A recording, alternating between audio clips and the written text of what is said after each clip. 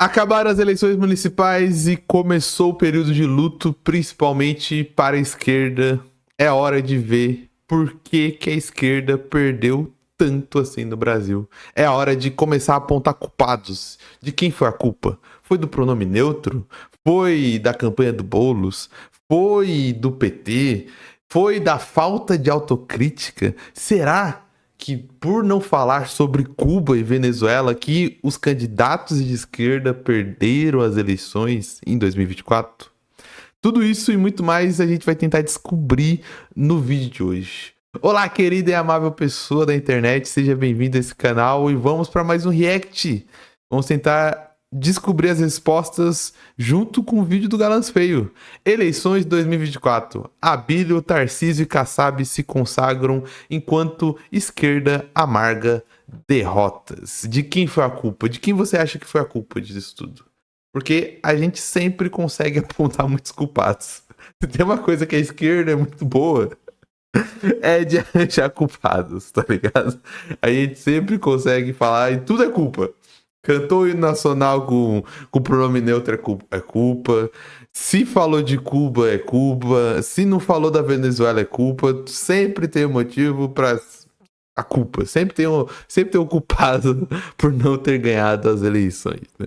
Então deixe seu comentário aqui embaixo. Se você gostar do vídeo, deixe seu like. Se você gostar do conteúdo, deixe o seu inscreva-se, porque me ajuda muito aqui. Comente aí de quem é a culpa pela esquerda ter perdido. É perdido que fala? Ter perco? Não sei. Pela esquerda não ter ido muito bem nas eleições, assim como eu não sou muito bom em conjugação verbal. E bora pro vídeo.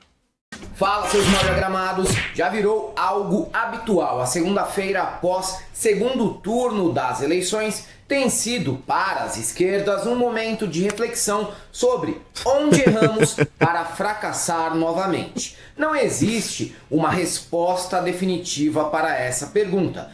Pô, aí ferrou meu clickbait, Elder. Putz, eu acabei de vender pro público que a gente ia definir, cara. Existem várias que passam por medidas efetivas que podem ser tomadas pelo nosso campo. Há situações em que não temos tanto controle assim e que continuarão a manter a hegemonia da direita pelo país nas próximas décadas. A derrota mais sentida foi a de Guilherme Boulos na disputa pela Prefeitura de São Paulo. Pela segunda vez seguida, o candidato do PSOL chegou ao segundo turno, mas foi derrotado. Em 2020, Boulos perdeu para um moribundo que todos sabiam que morreria antes do fim do mandato. E morreu mesmo, 6 meses depois da eleição. Em 2024, Boulos perde de um completo desconhecido.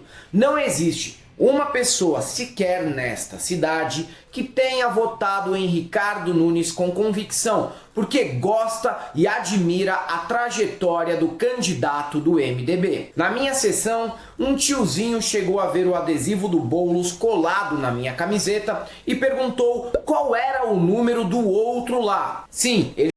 Cara, eu sei que historiadores odeiam essa questão de que a história é cíclica, mas com todo respeito, a cidade de São Paulo, as eleições da cidade de São Paulo, são prova de que a história é cíclica. Não é possível. Porque isso, eu acho que é o quê? Já é a terceira, quarta vez que acontece? Porque o Kassab foi a mesma coisa. Quem da população... O Kassab, tipo, politicamente, sem fazer moral, se ele é de direita ou de esquerda, pô, ele é um excelente político, tá ligado? Porque, mano, ele conseguiu fundar o seu próprio partido, coisa que é muito difícil. O próprio partido em poucos anos virou relevante pra cacete.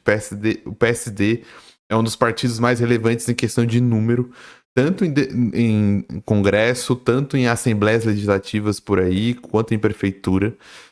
E o cara era um vice desconhecido, igual o Ricardo Nunes. Ninguém sabia quem ele era e ele ganhou a eleição, tá ligado? O Dória era conhecido, mas veio do nada e ganhou a eleição porque era o outsider político. Bruno Covas, a mesma coisa. Pô, você pode falar, pô, mas ele tem o nome Covas. Mano, ninguém sabia quem era o Bruno Covas, além da galera da política. E o Ricardo Nunes, de novo, tipo, não é um acontecimento isolado. o que aconteceu com o Nunes. Tá acontecendo em ciclo. E o Nunes, se vacilar, ele vira governador em 2026, mano. Isso aqui é merda, porque é o que acontece.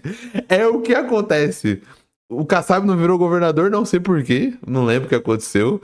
Mas o que acontece? O próximo trampolim que ele vai pular é do governo. E a gente vai ter um prefeito de São Paulo que ninguém conhece, que é o atual vice-prefeito do prefeito que ninguém conhece. Vai acontecer repetidamente ao infinito, porque São Paulo é a prova que a história é cíclica. Ele se referiu a Nunes com esses termos, o outro lá. Provavelmente o senhor nem sabe que Nunes já é o prefeito fantasma de São Paulo, numa inequívoca demonstração que a eleição foi muito mais decidida pelo voto contra Boulos do que pró-Nunes, que em 4 anos como prefeito conseguiu deixar São Paulo ainda mais feia, grotesca e degradada do que o habitual. Apesar desse cenário de filme distópico, o eleitor olhou para 9 candidatos e resolveu que esse sujeito é... 9 candidatos. Nunes, Boulos, Atena, Marçal, Tabata e os outros embaixo não sei o nome. Peço minhas desculpas. E é louco porque o Boulos eu acho que ganhava de todo mundo menos do Nunes, né? Pra você ver como que é um voto contra o Boulos mesmo, né? Porque o Nunes ele não ganha porque ele é super popular, né? Ele ganha só porque o medo do Boulos, né? O medo do comunismo, o medo de tudo isso. E aí fica aí a minha crítica. Minha crítica, né? Porque eu sou de esquerda, todo mundo de esquerda sabe de tudo.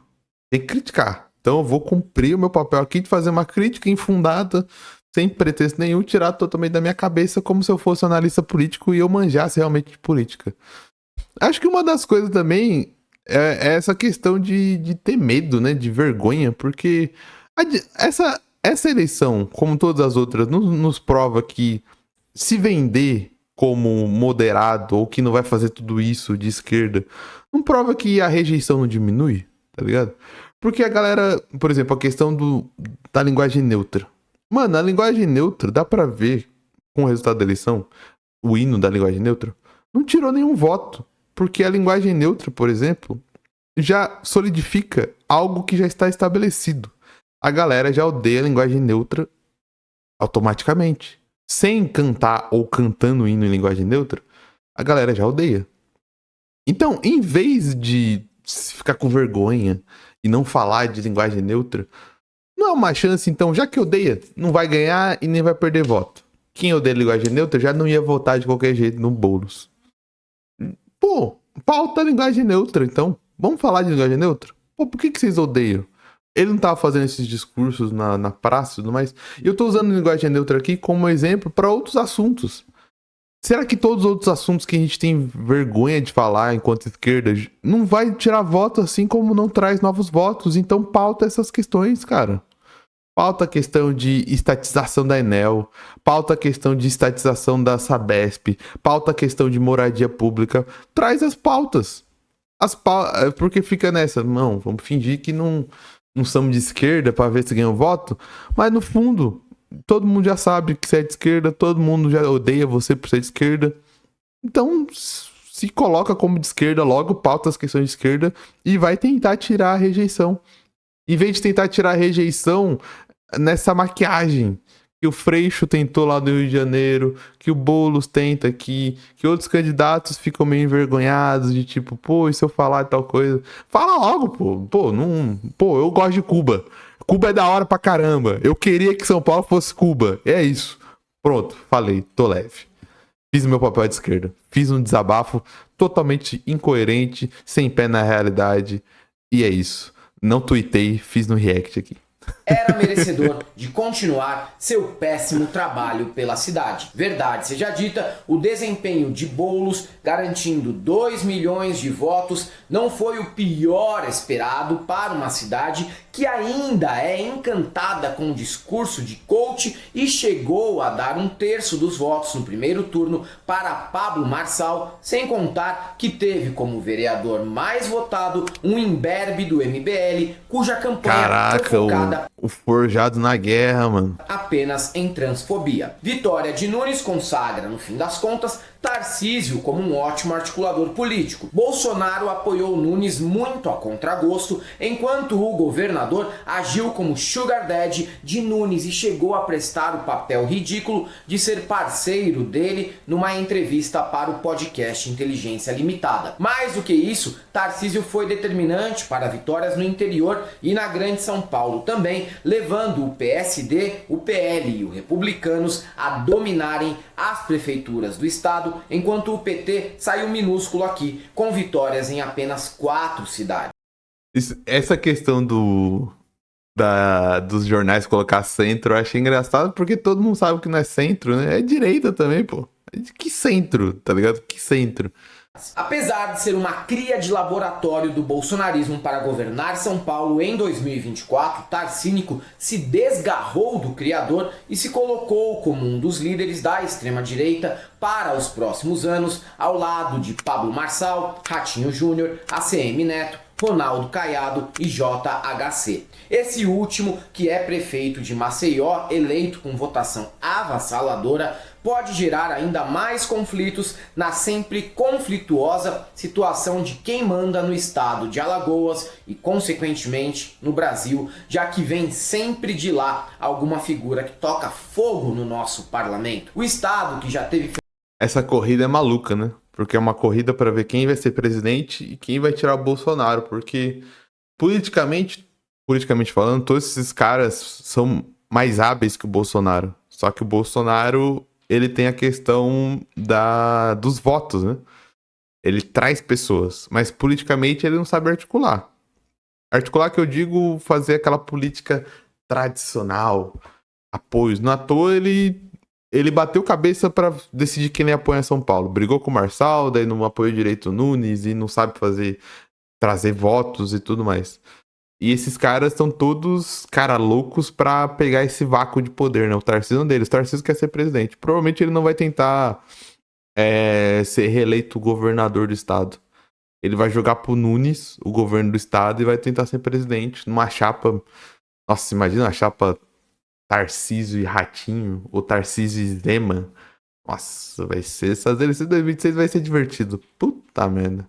Fernando Collor, como todo-poderoso, hoje é rachado entre os grupos de Arthur Lira e Renan Calheiros. JHC é cria de Lira, mas neste ano não aceitou indicação do presidente da Câmara para o cargo de vice-prefeito. JHC rompeu momentaneamente com Lira numa jogada em que ele indicou o senador Rodrigo Cunha para a chapa, o que de quebra também levou a própria mãe de JHC a virar senadora, já que Eudócia Caldas era suplente de Rodrigo. Apesar da pouca exposição nacional no momento, JHC com certeza sai dessa eleição com muito capital político.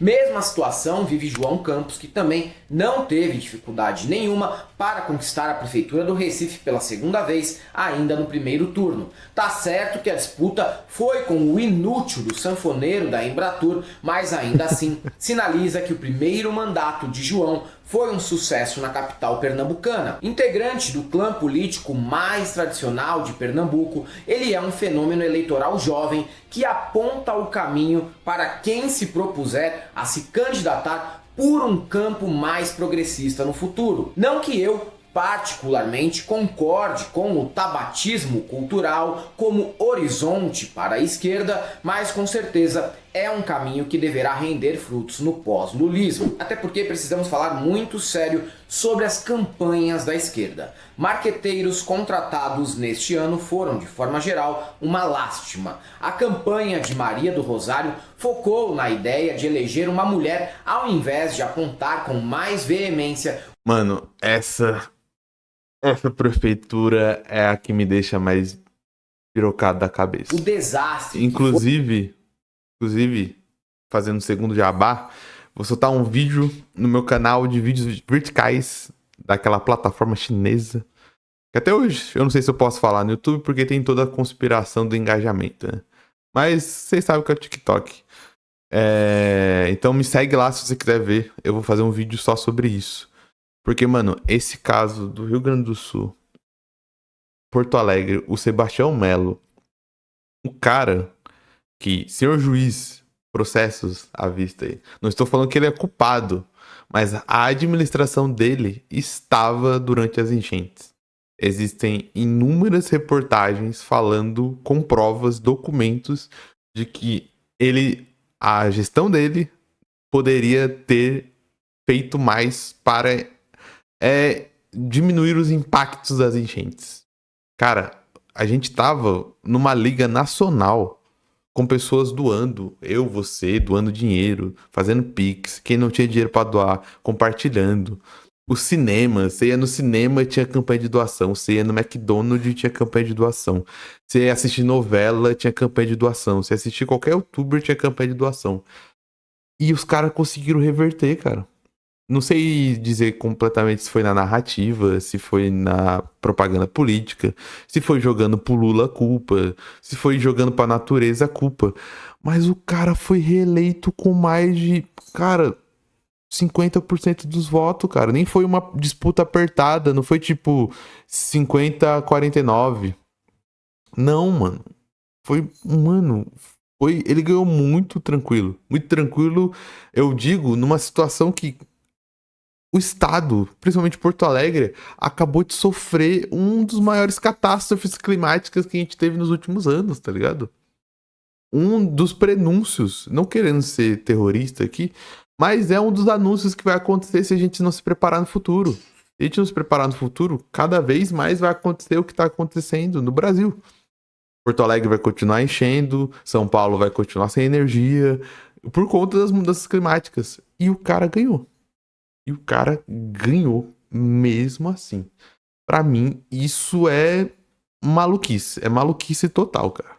Foi a gestão Sebastião Melo, algo não tão difícil até para quem não mora na cidade e passou vários meses de 2024 espantado com a situação de Porto Alegre inundada. Em quase todas as cidades se insistiu muito em um papinho de amor vencer o ódio, defesa da democracia em abstrato e outras pataquadas que para o pleito municipal fazem tanto sentido quanto discutir a eleição da Venezuela. Foram campanhas genéricas que não levaram em consideração as especificidades regionais. No PT, a principal agência hoje é a Uriçanê, que é tocada por um ex-chefe de comunicação da Fundação Perseu Abramo, que veio para tomar o lugar anteriormente ocupado por João Santana. Com essas credenciais, eu nem sei se preciso falar mais alguma coisa, tá? Uma campanha que foi muito efetiva na direita ao optar pelo pragmatismo foi a de Abílio Brunini, do PL, vencedor do pleito em Cuiabá contra o petista Lúdio Cabral. Conhecido nacionalmente como o bobo da corte da Câmara Federal, Abílio se tornou popular pela língua afiada, deboche e causar o caos para atrapalhar qualquer discussão séria no parlamento. Como eu me odeio, cheguei a assistir um dos debates para a Prefeitura de Cuiabá e qual não foi a minha surpresa quando me deparei com um Abílio medicado, tranquilo, democrático, discutindo propostas palpáveis e até progressistas para a capital do Mato Grosso. Obviamente, o desmonte do personagem de palhaço involuntário não partiu dele, mas do marqueteiro que notou que se ele não moderasse o discurso, não se elegeria. Tudo bem que o estado do Mato Grosso tem tendências bolsonaristas, mas a capital neste ano pendeu à esquerda e Lúdio Cabral, por exemplo, teve até mais votos proporcionais que Boulos em São Paulo. Aliás, quem exagerou na caricatura acabou perdendo, o que demonstra que apesar da força da direita, o bolsonarismo puro sangue está perdendo tração sim. Em Curitiba, Cristina Gremel, que visualmente apelou para ficar parecida com um misto de Dona Clotilde e Margaret Thatcher e propor políticas que estão à direita do Adolfo, foi derrotada por Eduardo Pimentel. Em tese, era para o mito apoiar Pimentel, mas ele preferiu acenar para Gremel, que tem um perfil insano e mais parecido com o de Jair. No fim, Bolsonaro tumultuou a eleição, não ajudou ninguém e ainda deixou os louros da vitória para Ratinho Júnior, que colou alinhou com Pimentel e deu apoio irrestrito para o sucessor de Rafael Greca. A mesma confusão ele causou lá em Goiânia. O candidato do PL por lá era Fred Rodrigues, que terminou o primeiro turno em primeiro, mas levou uma virada de Sandro Mabel, do União Brasil, demonstrando mais uma vez que o apoio do governador local, no caso Ronaldo Caiado, foi mais importante para a direita que o do mito. O PL, no geral, teve um ótimo desempenho, mas não passou nem perto de atingir o que pretendia. Valdemar queria 1.500 prefeituras. Se contentou com 516, ficando atrás do União Brasil, PP, MDB e PSD, que com 887 prefeituras pelo país, coloca Kassab como o cacique mais poderoso do Brasil na atualidade e o nome capaz de decidir as próximas eleições presidenciais. O PT... É louco, né? Porque de um jeito meio que maluco, e do jeito que é o Brasil, a gente volta depois de um processo meio maluco. Não tô falando que a extrema-direita morreu, mas aos poucos a gente volta um pouquinho para aquela política coronelista desse centro, que não é centro, é direita, que já tinha antes de personagens como Bolsonaro, né? Esses partidos como o PMDB, como o PSD do Kassab, que tem a mesma linha política do PMDB, que é uma linha pragmática de fazer o que dá certo, de ir colar com quem tá ganhando, que é a questão do PSD. O PSD provavelmente não vai ter um presidente nos próximos anos, assim como o PMDB não teve. Mas pode ter um vice, pode ter ministérios, pode ter presidente da Câmara, vai ser um partido que você precisa para governar. O que acontecia muito, o que aconteceu muito desde a redemocratização, né? Você tinha um partido que dava a cara para bater, PSDB e PT, que tinham os presidentes, mas você precisava sempre estar junto com um partido para fazer coalizão. Por isso, presidencialismo de coalizão, que era o partido que ia fazer você governar. Anos atrás era o PMDB, agora está indo para um misto de vários pequenos partidos. PSD, PMDB, PL, que de alguma maneira é utilizado para essa extrema-direita. Mas essa extrema-direita, de uma maneira meio maluca, por falta de competência, por falta de politicagem, ainda não conseguiu se estabelecer. Isso é bom e isso é ruim. O que eu estou querendo dizer? A esquerda e a centro-esquerda ainda tem um partido estabelecido, ou alguns partidos estabelecidos, em quem confiar e em quem votar. Não tô falando, eu tô aqui sendo pragmático, não tô falando que o PT é maravilhoso, que o PT vai fazer a revolução socialista, não. Porque o PT não é isso. O PT governa no capitalismo. O PT não quer acabar com o capitalismo. Mas, querendo ou não, você ainda tem partidos em quem confiar e partidos estabelecidos na democracia liberal, que vão se candidatar, que vão ganhar, que vai ter bancada, que tem chance de ter presidente, vice, governador, senador e tudo mais. Mas é louco como a extrema-direita não conseguiu ainda, vamos dizer assim. Todos esses partidos, eles são auxiliares. Eles se prestam ao favor de dar o dinheiro, porque o que o Valdemar da Costa Neto quer, o que o Kassab quer, o que o Arthur Lira quer é poder e grana, tá ligado? Isso não quer dizer que eles não ajudem a levar a extrema-direita. O que eu tô querendo dizer é que como em outros países tem, a gente não estabeleceu um partido ainda. Entende? Acho que fez sentido o que eu quis dizer, né? E as eleições municipais são prova disso, né?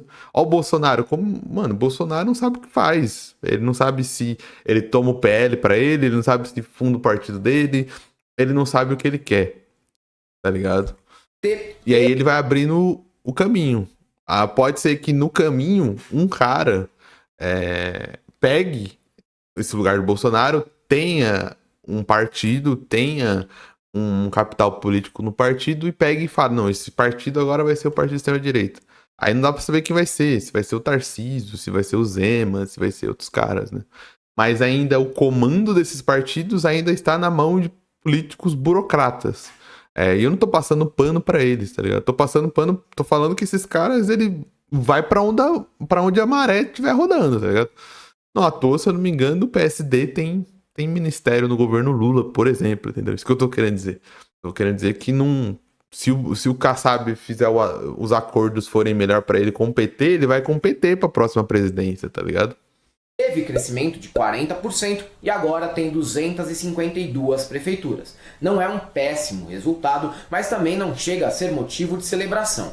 O partido só ganhou em uma capital, Fortaleza, numa disputa acirrada contra um candidato que ascendeu na política após ensinar a depilar o cu na internet. Nas cidades com mais de 200 mil eleitores, o PL foi de 2 para 16 prefeituras, enquanto o PT foi de 4 para 6. Vale lembrar também que mesmo em franca decadência e depois de ter perdido vários prefeitos para o PSD, o PSDB fez mais prefeitos que o PT em 2024. E como falado no início do vídeo, a esquerda precisa fazer... Mas é maluquice, porque não é igual ele falou, não é pra comemorar, mas caramba, é um respiro de alívio, porque, cara, depois da Lava Jato, o PSDB foi destruído, tá com mais prefeitura, mas é muito menos do que tinha, tá ligado? Depois da Lava Jato, o PL tomou de ascensão, o PSD tomou de ascensão, o MDB teve que patinar para continuar o poder que tinha, e o PT, que era um partido que dava como acabado, tá ligado? Na percepção popular, na percepção até da imprensa, parecia que o PT tinha acabado. Eu lembro da minha cidade que eu morava, naquela época em Osasco, o Lapas, era o prefeito atual, na época da Lava Jato, na época do impeachment da Dilma, que ele foi tentar a reeleição, ele sai do PT numa correria para tentar conseguir ser reeleito. Ele vai, se eu não me engano, pro PDT, pra, tipo, mano, fingir que a saída dele nem é uma saída, tipo, ideológica, tipo, porque ele odiava o PT, porque, se eu não me engano, ele era membro do PT há muito tempo. Ele sai do PT e vai pro PDT pra, tipo, ver se ele ganha a eleição falando que não é do PT. E deu errado. Ele perdeu a eleição porque não ia enganar ninguém, né? Todo mundo sabia que ele era do PT. Parecia que o partido ia acabar e o partido ainda se mantém estabelecido, tá ligado? Se mantém influente na política nacional. Poderia ser melhor? Poderia, né? Mas é louco como... Não tem como ser, olhando para a realidade, não tem como ser 100% pessimista. Não tem como ser otimista também. A gente não pode se enganar achando que estamos ganhando. Mas é maluco como ainda há espaço. É maluco ainda como se está estabelecido. É maluco como se elege e ainda se ganha voto. É maluco, se a gente fosse pensar no passado, lá em 2016, como o Boulos ainda consegue mais de 1 milhão de votos. Tá ligado? Porque se a gente fosse pro humor de 2016, parecia que nenhum candidato de esquerda ia conseguir voto nenhum em lugar nenhum naquela época, tá ligado? Fazer muita coisa para mudar esse cenário. Mas o que é mais essencial nesse sentido nem é tanto responsabilidade dos partidos de esquerda, mas da institucionalidade brasileira. A eleição de 2022 deu a impressão errada de que a justiça eleitoral funciona, mas na prática não é verdade. Crimes eleitorais foram cometidos na cara dura e ficou por isso mesmo. O que a Justiça Eleitoral faz é apenas dar cumprimento à lei. Quem pratica qualquer ilícito no dia da eleição, antes ou depois da eleição, responde juridicamente. Será dada a resposta juridicamente. Muitos candidatos se elegeram por meio de compra de votos, registrados até com óculos espião, e nada será feito para conter esse tipo de prática criminosa. Isso sem contar que a compra de votos de forma indireta, despejando grana de emendas em prefeituras de todo o país, criou cenários em que as disputas não foram realizadas com paridade de armas. De novo... Mano, aqui no interior, sou do interior de São Paulo, e eu moro a 500 metros de uma praça. E tinha uma praça charmosa, mas era uma praça esquecida. Esquecida não que estava abandonada, mas que era uma praça que a prefeitura só vinha carpir. Ou nem carpia, porque, se eu não me engano, ela tem árvores, então não crescia muito grama, assim, sabe? E tinha bancos de pedra que eu chuto que tinha no mínimo 50 anos, tá ligado? Cara, magicamente, em menos de 2 semanas, eles construíram uma quadra e colocaram aqueles equipamentos de academia e de praça, que geralmente a gente fala que é academia da terceira idade, em menos de 2 semanas. Em menos de 2 semanas, e sem sacanagem, a academia, a quadra ficou totalmente pronta na semana do primeiro turno. Tanto que no final de semana do primeiro turno eu passei por lá e já tava cheia de molecada brincando. Mano, magicamente.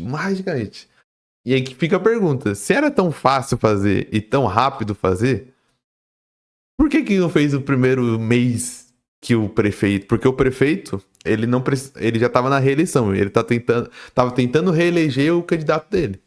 Caramba, por que ele não fez na primeira semana? Tá ligado? Magicamente ficou fácil fazer quadra. Tinha dinheiro pra fazer quadra. Mano, foi muito rápido. Tipo, muito rápido. Eu nunca vi uma obra tão rápida nessa cidade. Essa cidade tem obra acontecendo. Nem tô querendo dizer que foi só estelionato, mas foi estelionato político de um jeito, né? Mas já fizeram... Tinha inaugurado hospital antes, já tinha inaugurado coisa antes. Mas, cara, foi uma obra muito rápida e que não tem como pagar que não foi por conta da época de eleição. Daí você imagina o Nunes, com o orçamento que ele tem, como São Paulo é grande, o quanto de obra ele não deve ter entregado que a gente não tem noção. Porque a gente só acompanha, a gente não é da capital, os jornais não cobrem isso. Imagina as outras capitais, imagina no Nordeste, no Norte, o quanto de obra a galera que tá na máquina, ela não inaugurou. Magicamente ficou fácil fazer obra, tá ligado? Entregar quadro, entregar tal coisa e tudo mais. E você vai pensar e falar, pô, mas o povo se deixa levar por isso? Às vezes sim, cara. Às vezes não é que se deixa levar, mas a prefeitura muitas vezes não é um voto que ele é ideológico totalmente, ou ele é partidário totalmente. Muitas das vezes, principalmente pela desesperança que as pessoas têm da política, principalmente da política nacional, a prefeitura, como o ente de poder que está mais próximo de nós, que a gente deveria... Não que a outra eleição federal não deveria ter atenção, mas, mano, na minha opinião, deveria ter muito mais atenção do que a atenção que a gente dá muito mais atenção para federal do que para municipal. Você vota nessa desesperança de achar que a política não leva a nada, achar que os políticos são todos vagabundos e tudo mais. Muitas vezes o seu voto de protesto vira aquele voto no cara que tá fazendo alguma coisa, tá ligado? Porque, pô, esse cara entregou tantas obras, esse cara entregou hospital, esse cara entregou quadra, agora tem um lugar pra fazer coisa. Mesmo eu sabendo que esse cara é um merda, mesmo sabendo que esse cara, nem sei o nome dele, eu vou votar nesse cara porque esse cara entregou alguma coisa, pelo menos, tá ligado? Novo, as redes sociais sem regulamentação foram utilizadas para espalhar fake news, conspirações e mentiras descaradas contra candidatos adversários, como Tarcísio garantindo, sem provas, que o PCC pediu votos para bolos na reta final do segundo turno, o que rapidamente vira uma mentira sem controle em ambientes como Zap Zap, Facebook e TikTok. Nem tudo... Isso deveria deixar o cara inelegível. Igual o Marçal falando que o pai da Tabata se matou por conta dela. É totalmente inadmissível o Marçal estar elegível depois de falar um bagulho desse. Tá ligado? O Marçal tá elegível. A campanha do Marçal não ter sido impugnada naquela semana é maluquice. Mano, o cara, tipo, veio e falou que o pai da mina, o pai da candidata, tipo... Um papo que não tem nada a ver com política, um papo que ele não tem prova, a gente deixar o cara levantar uma mentira dessa, tá ligado? Mano, o pai dela se matou por conta dela. Ou o pai dela se matou porque ela não tava lá e ela não tava lá acompanhando.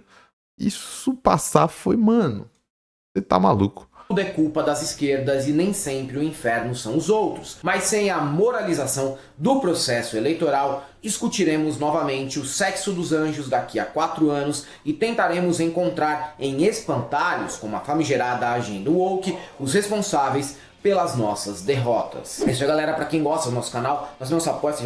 É isso, então. E vocês?